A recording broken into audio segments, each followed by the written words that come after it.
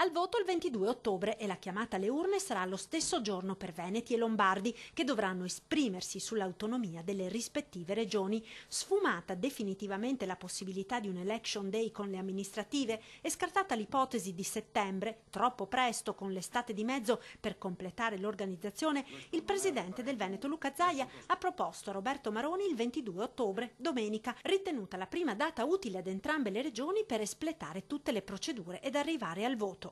Sarà una grande occasione per il tanto sospirato, il tanto agognato referendum. Lo faremo peraltro in contemporanea con la Lombardia,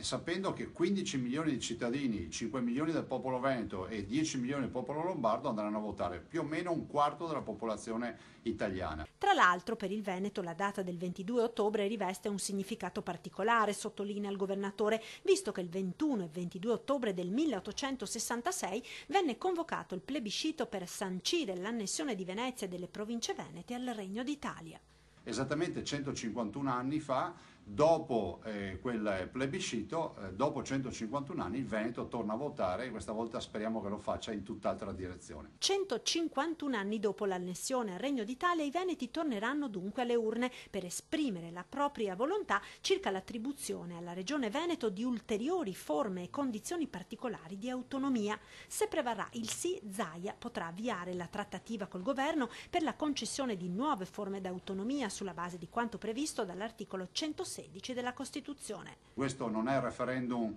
del sottoscritto o di qualche partito, ma è il referendum dei veneti, quindi tutti i veneti saranno chiamati ad andare a votare e per noi è fondamentale non solo che vinca il sì, ma che l'affluenza alle urne sia importante, perché così ci dà ancora più forza per andare a fare le nostre richieste a Roma.